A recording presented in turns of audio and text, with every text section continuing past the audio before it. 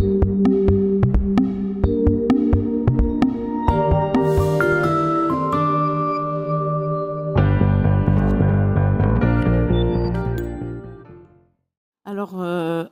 English, I suppose it's better for everybody. My Italian is okay, but maybe not that good. So I'm an artist, as you just said. Thank you for having me here. It's really a pleasure. It's very exciting to be in the middle of this Design for Life, since all of my work is geared toward celebrating life.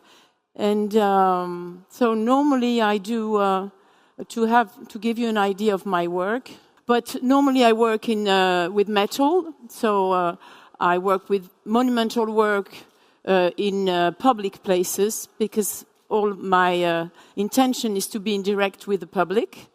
So the work I'm going to show you here is called The Braves, and it celebrates courage, which is one of the tools we have to stay together and to help each other. And I thought it was a good idea to install it on Omaha Beach, which is the place where the Allied landed in Normandy. So that sculpture looks like that. And this is I wanted, the whole technological problem was that I really wanted to put it on the beach with the tides and the same feeling that the people had when they landed. So it had to be in the same place. And so it's really where the first, that's exactly where it is. Now it's still there, and it has been, it's in the process of being declared humanity heritage by UNESCO. So it's really a great honor to be there. And some of my work is also near Rome, in Terni, in different cities.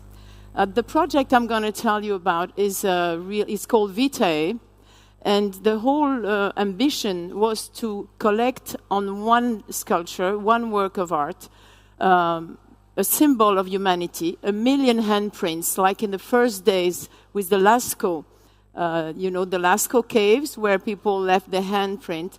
So the idea is to collect around the world energy, a talented experience of people, and put them together, engrave them on this sculpture that looks like that. And the people in the middle, for me, these tendrils are symbolizing people. And the handprints will be on the skin of the sculpture. So it is an animated work of art, and the goal is to put it on the moon to show that when we are all together, connected, anything is possible. The world impossible doesn't exist anymore, and we can push all of the limits and the frontiers, and art and science together has absolutely no limit. But it doesn't mean we don't keep all the talent from the past and the experience from the past. So this is really, for me, the whole idea of living together. So I'm going to show you, because of course to do something like that is not just a work of art, it needs a lot of talent. And I've been working a lot with engineers, astrophysicists, people from the CERN, and of course Dassault Systèmes, which has done all the feasibility studies. And this is the movie that shows this is not just a clip. It's the result of all of the studies that has been done for more than 3 years to solve all of the technical problem. And because I wanted the sculpture to open and close, to be alive. And so this was one of the challenges. The second challenge is that it had to be seen one way or another to keep the connection on the moon once it's there, so we know that our hands and our future is really close to us. So that was the second challenge, and of course the other was the mechanical challenge, because I'm in tons normally, I work with tons, and this is in grams. So we have to, when you work with space, it is in grams. So you see the sculpture had to be, as you see here, as an origami close and deploying as soon as it arrives on the moon surface. All the handprints are there, and the people that you see come up only with the heat of the sun, because on the moon it's 150 degrees more or less during the day, and during the night we go back to 130, 120, so it's a huge gap between the two. So it's a special material called nitinol. It's nickel and titanium, as you can see, reacting to the temperature only. So it's a green sculpture. And in the top of the two big people, you have a beam that can be seen at selected moments on different places on the planet. So all these have been simulated and tested. And this will, now we are, of course, at a very important step, because all this project is done in several steps. You cannot just guess that you're going to do the whole thing in one time. So you have to go through steps. So the first steps was Earth experiment. So this is what I call my moon box. It's in my studio, and it simulates the temperature. And see, it's not just virtual. In real, this is the material working only. This is a heating cabinet. So the only thing you put hot air in this cabinet, and you see the shape is coming up and down. So that was the first experiment. Then we wanted to go higher, and we went from the Braves in Normandy, and we launched a very small sculpture. No, this is the other one. Okay. Do you think it starts? No? Okay. So we sent it from Normandy, where we sent it to what we call the edge of space. And well, maybe it's going to work now. Who knows? Fantastic. Fantastic. So we went to Omaha Beach. It was important for me to make a link with the other work, which is in the back. And so we took a smaller version of the sculpture to test the vibration. And we sent it with a balloon to what we call the edge of space. It's 55 kilometers above Earth. And that experiment was done a few years ago.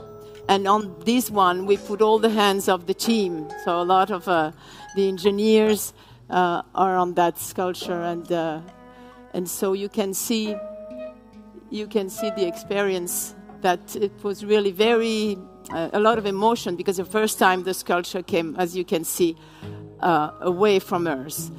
And so after that, it was important to go in a much higher distance and to test it in microgravity in the International Space Station. So that has been a long work, 2 or 3 years to work with NASA, because we had to heat, on top of being an experiment, we had to heat the sculpture. On the moon, it's easy because it's meant to be on the moon, so only the sun will heat it.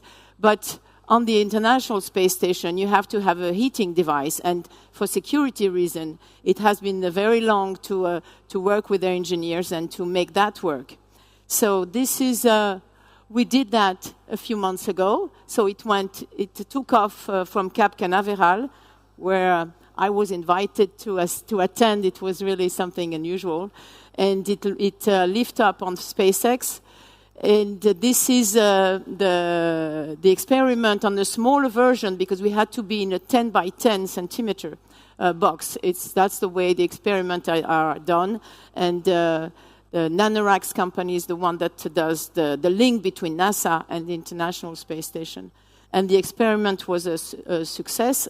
This is Thomas Pesquet, the French astronaut, that's doing the test to open in the cupola. You see the Earth in the back, and see how the deployment is really working in microgravity. The opening, like you saw before, on the moon surface. So you see 3 years to have it open.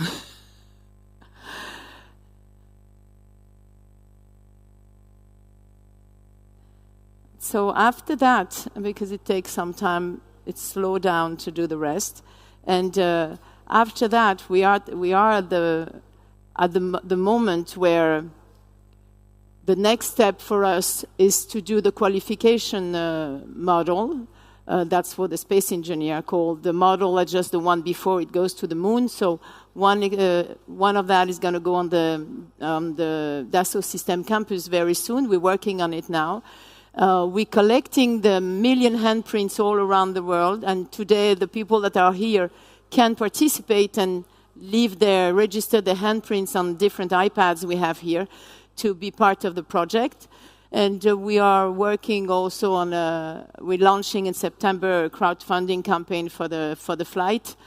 And we're working with people like Astrobotic and different space enterprise to deliver the sculpture to the moon. And this is, we're hoping in 2020, the first but